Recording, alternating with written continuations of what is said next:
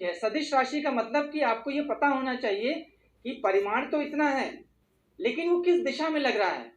यानी कि फिर वही बात जो हमने आपसे कही कि बल के बारे में आपको हमेशा ये पता होना चाहिए कि बल किसने लगाया और किस पे लगा, यानी कि उसकी दिशा और उसका परिमाण दोनों हमें पता होना चाहिए, तभी हम बल को पूरी तरीके से पहचान पाएंगे।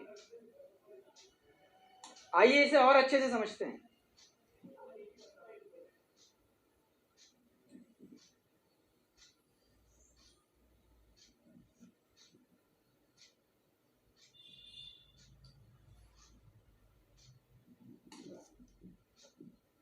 देखिए,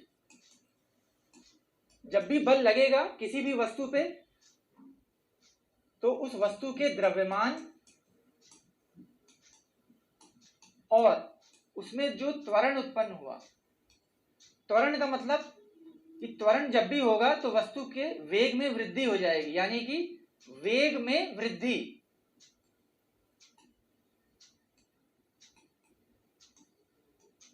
और वो जितने समयांतराल में लगा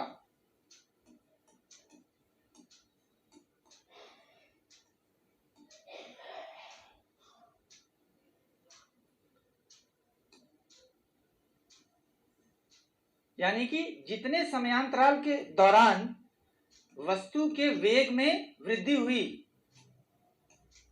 वो समयांतराल यानी कि वो टाइम डिफरेंस से आपको भाग देना पड़ेगा, यानी कि वेग में वृद्धि की दर को ही हम त्वरण कहते हैं। इसका मतलब इस बल के प्रभाव से वस्तु के वेग में निरंतर लगातार वृद्धि ही हो रही है, तभी ये बल प्रभावी होगा, यानी कि इसका कोई इसका परिणामी निकलेगा। अन्यथा इसका कोई परिणामी नहीं निकलेगा तो क्या हो जाएगा, वो लगा हुआ बल शून्य। मीन्स जो इसका परिणामी बल है वो शून्य हो गया।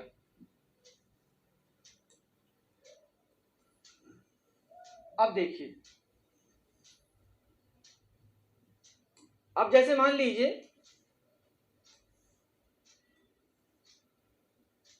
कि ये एक नत समतल है, ठीक है,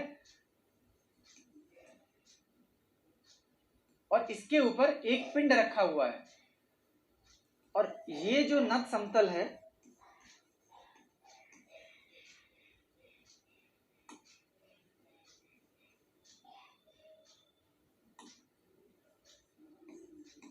ये नत समतल ये घर्षणहीन है, घर्षणहीन यानी कि इसके ऊपर कोई घर्षण नहीं लग रहा। अब देखिए, इसके ऊपर एक वस्तु रखी हुई है इस तरीके से। अब आप देख सकते हैं कि ये वस्तु नीचे की तरफ फिसल जाएगी।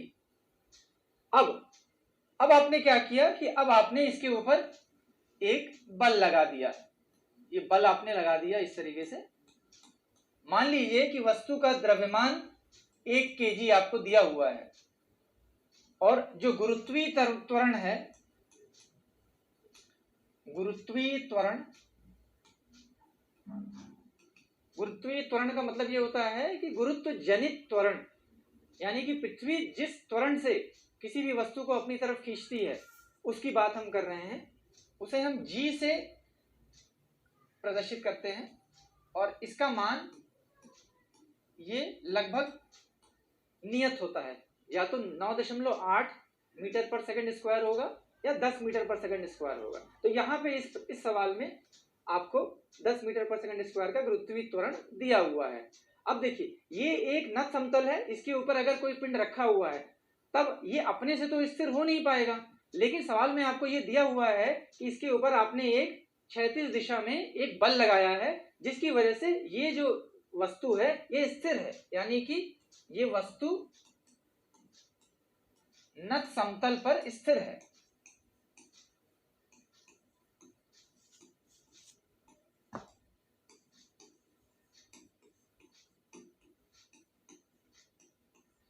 अब देखिए, जैसा कि अभी हमने जाना कि अगर बल हमारा संतुलित हो गया तो उसके ऊपर जितने बल लग रहे हैं उन सब का परिणामी शून्य हो गया। तो यहाँ पे वही घटना हो रही है कि बल लगा। अब देखिए उसके पहले हमें ये भी पता होना चाहिए कि इस पे कितने बल लग रहे हैं, कुल कितने बल लग रहे हैं। तो अगर हम देखें ध्यान से तो देखिए वस्तु हमारी ऐसी है,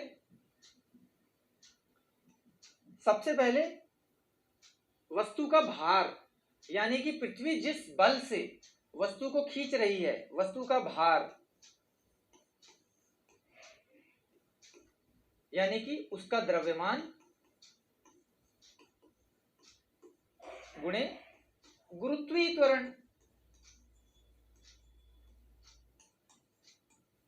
ठीक है, अब देखिए वस्तु का द्रव्यमान आपको 1 kg दिया हुआ है,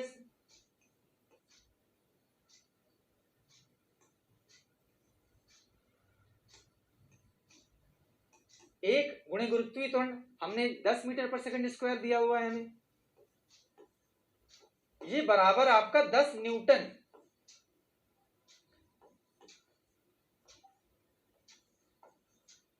ये 10 न्यूटन का आपका वस्तु का भार आ गया, जो कि नीचे की तरफ लग रहा है।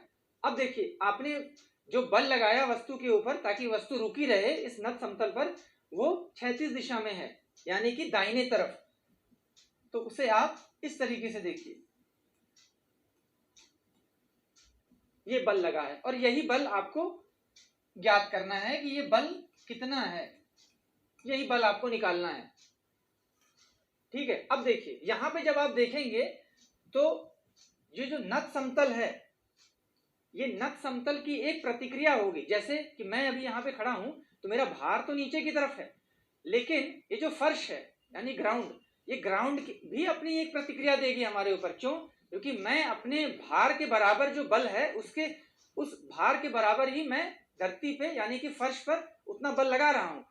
तो जो धरती है यानी फर्श भी प्रतिक्रिया देगी और उस प्रतिक्रिया को हम आर से डिनोट करते हैं। आर, ये हमारा प्रतिक्रिया हो गया।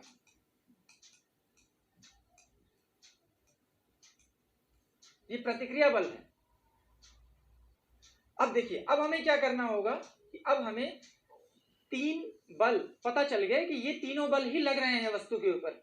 एक वस्तु का भार नीचे की तरफ, एक दूसरा दाहिने तरफ का हमारा जो बल हमने लगाया हुआ है जिसकी वजह से वस्तु स्थिर है नत समतल पे, और ये जो नत समतल है उसकी प्रतिक्रिया लग रही है इसके ऊपर। ठीक है, अब देखिए जब यहां पे हमने इसको लगा दिया तब हमारे पास ये देखिए ये कोण हमें 30 अंश का दिया हुआ है जो कि नत समतल है। अब हम इसको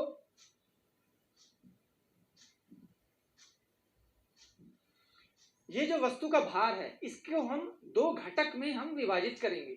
घटक का मतलब कंपोनेंट।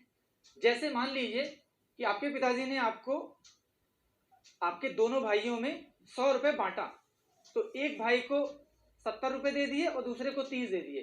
तो जब उन्होंने बांट दिया तब पिताजी के पास 100 रुपए तो नहीं बचा, अब 70 और 30 आप 2 भाइयों में बट गए। ठीक है, तो उसी तरीके से हम क्या करेंगे, ये जो भार है ये एक बल है, इस भार के हम 2 घटक निकालेंगे। 2 घटक इसलिए निकाल रहे हैं ताकि हमारा काम आसान हो जाए। अब देखिए जब हमने यहां पे ऐसे कर लिया तब ये कोण हमारा 30 है। अब हम इसको और आगे की तरफ ऐसे बढ़ाते हैं, ये कोण हमारा 30 है, ये हमारा 60 हो जाएगा और ये हमारा 30 हो जाएगा। ठीक है, अब देखिए जब भी हमारे पास कोई एक बल हो, मान लीजिए कोई बल स्मॉल f है, अगर हम इसे विभाजित कर रहे हैं तो ये अगर ये 30 अंश का हो जाएगा तो इसका ये घटक f cos 30 लिया जाएगा और ये जो ऊर्ध्वाधर घटक है ये f sin 30 लिया जाएगा। अब ये f हमारा खत्म हो गया। क्यों? क्योंकि हमने f के 2 घटक हमने ले लिए। घटक का मतलब ये उसके 2 भाग में हमने विभाजित कर लिया। तो एक भाग जो हमारा क्षैतिज भाग है वो f cos 30 हो गया और जो हमारा ऊर्ध्वाधर भाग है वो f sin 30 हो गया। ठीक है, तो वही काम हम यहाँ पे करेंगे कि ये हमारा W एक बल है। अब अगर हम W को हमने विभाजित किया तो हमारे पास 2 घटक आएंगे। एक ये वाला घटक हो जाएगा क्योंकि हम कोण ये ले रहे हैं, जैसा कि हमने यहाँ पे कोण लिया हुआ है तो ये क्षैतिज घटक ये हो गया। तब कोण से साथ वाला जो घटक हो जाएगा वो W cos 30 हो गया, और जो नत समतल के अनुदिश है वो W sin 30 हो जाएगा। ठीक है, अब हमारे पास ये भार अब नहीं बचा। क्यों? क्योंकि ये भार को हमने दो भागों में विभाजित कर दिया। अब देखिए, अब हमारे पास जो फोर्स आ रहे हैं वो इतने आ रहे हैं। अब इस वाली रेखाखंड को हम आगे बढ़ाते हैं, तब देखिए ये 30 है, तो ये कोण भी हमारा 30 हो जाएगा। क्यों? क्योंकि ये दो समानांतर रेखाएं हैं, और दो समानांतर रेखाओं को अगर कोई तिर्यक रेखा काटती है तो जो संगत कोण होते हैं वो बराबर होते हैं। तो ये 30 है, तो ये भी 30 हो जाएगा। अब हम क्या करेंगे कि अब हम ये जो बल F, यानी कि जो बल हमें इस वस्तु को रोका हुआ है, उसके भी हम दो घटक करते हैं। तो ये वाला जो भाग हो जाएगा, ये वाला नियम लगाइए, जब हमें किसी भी बल को या कोई भी अगर हमारी वेक्टर राशि है उसको अगर हमें घटकों में अगर विभाजित करना है तो ये दो घटक आपस में 90 अंश के कोण पे होते हैं। मतलब ये जो हमने घटक बनाए ये आपस में एक दूसरे से 90 अंश के ही कोण पे रहेंगे। ठीक है, तो कोण के साथ वाला जो घटक होता है वहां पे हम कॉस लगाते हैं, ये त्रिकोणमितीय अनुपात है। ठीक है, तो ये F cos 30 हो जाएगा, और ये वाला घटक जो हो जाएगा ये हमारा F sin 30 हो जाएगा। ठीक, अब ये F बल जो है ये हमारा हट गया। क्यों? क्योंकि हमने इसे दो भागों में बांट लिया, तो अब इसे भी हम हटा देते हैं। अब देखिए, वस्तु का भार 10 न्यूटन मैंने पहले ही निकाल लिया है, तो यहाँ पे W की वैल्यू अगर हम रख देंगे तो ये हमारे पास वैल्यू आ जाएगी, इसका मान 10 cos 30 हो गया, और ये हमारा